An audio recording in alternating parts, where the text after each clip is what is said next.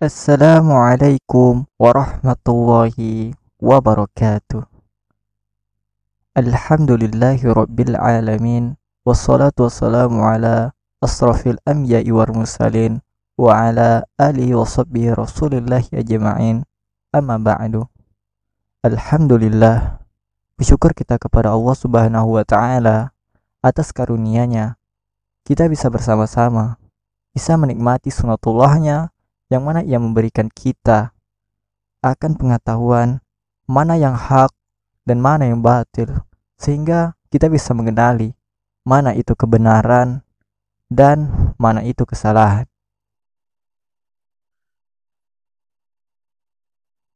Yang saya hormati kawan-kawannya sedang menonton channel ini, dan yang sangat saya hormati dosen pengampu Pak Yantos MSI selaku dosen Pancasila.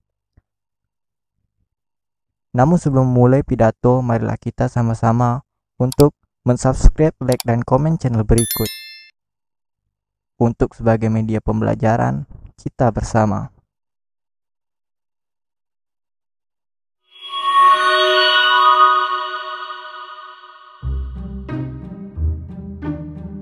Pancasila lahir dari proses panjang perundingan dari para The Founding Father Indonesia.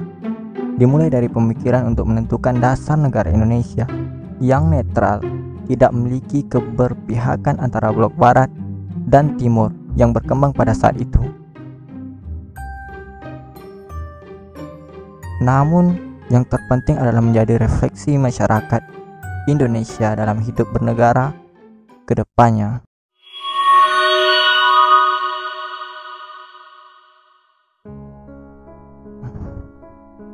Para pemimpin bangsa yang tergabung dalam Badan Penyelidik Usaha-Usaha Persiapan Kemerdekaan Indonesia atau bisa kita sebut BPUPKI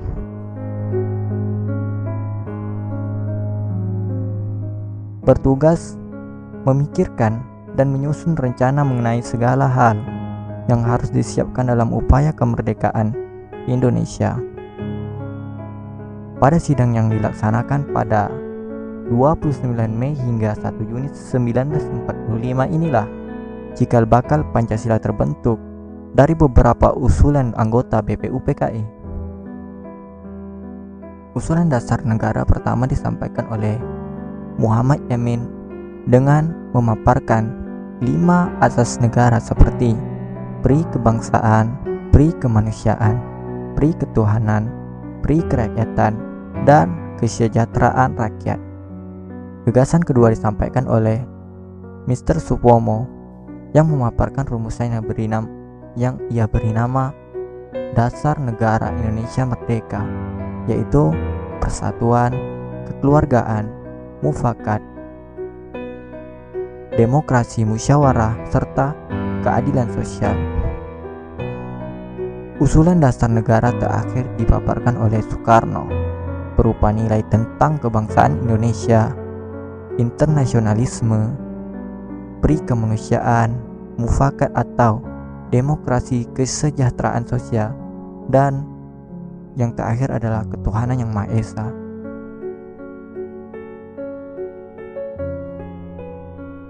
Usulan ini disampaikan pada 1 Juni 1945 yang hingga kini dikenal sebagai hari lahirnya Pancasila. Terlepas dari itu, kata-kata adalah Pancasila pertama kali dikenalkan lewat Piagam Jakarta pada 22 Juni 1945 melalui perundingan Panitia 9. Pancasila lahir dari buah pemikiran dan perundingan yang berjalan damai meskipun banyak perbedaan yang ada. Gagasan yang dikemukakan oleh 3 tokoh pun sifatnya saling melengkapi gagasan sebelumnya. Semua pemikiran bersatu untuk mewujudkan suatu dasar yang menjadi landasan bergeraknya bangsa Indonesia ke depannya.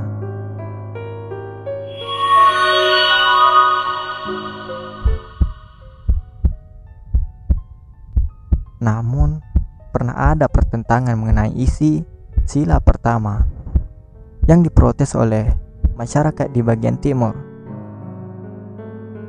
Masyarakat di bagian timur Indonesia karena mereka kurang terwakili dengan sila yang hanya menunjukkan pada salah satu agama saja, Namun, pada akhirnya perubahan yang dilakukan berlangsung secara demokratis dan dapat diterima oleh banyak kalangan.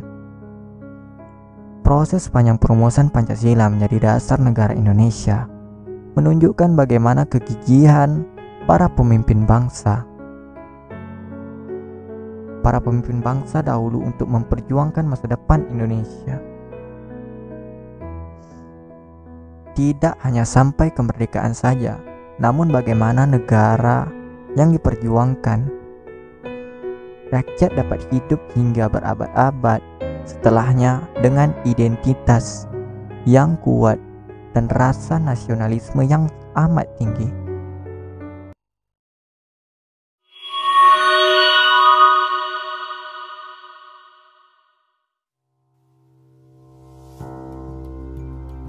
Pancasila harus dimaknai tidak hanya sebagai simbol belaka, namun juga mengamalkan sila-sila di dalamnya.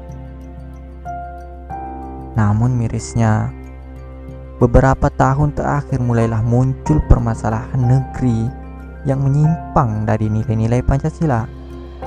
Mulai dari intoleransi, kerusuhan antar golongan, keputusan oleh pemerintah yang justru merugikan rakyat kecil, serta korupsi, kolusi, dan nepotisme yang merajalela. Sebagai generasi muda Indonesia pun sangat ini terkesan bingung dengan identitasnya bangsa sendiri. Pemuda mulai terpapar dengan berbagai ideologi, dengan segala propaganda lewat media sosial, hingga melupakan bahwa menjadi nasionalis tidak hanya sekedar menjadi warga negara Indonesia saja. Upaya penanaman kecintaan kepada Pancasila haruslah ditanamkan kembali kepada generasi muda sejak dini kala sebagai proses filterisasi berbagai kebudayaan luar yang masuk ke Indonesia. Kenyataannya, di masyarakat saat ini memang cenderung menjadikan Pancasila hanya sebagai simbol yang terpampang di berbagai instansi saja. Padahal mencintai dan mengamalkan Pancasila berarti ikut peduli dengan masa depan bangsa, bukan lewat segala kritik yang diucapkan terhadap pemerintahan, tapi melalui aksi nyata perubahan yang mengiringinya. Jangan menjadi masyarakat yang hanya untuk siap menuntut hasil tapi tidak berperan dalam berprosesnya. Dengan kepedulian yang tinggi, maka tujuan akhir Pancasila yaitu keadilan sosial bagi seluruh rakyat Indonesia maka akan segera dapat tercapai.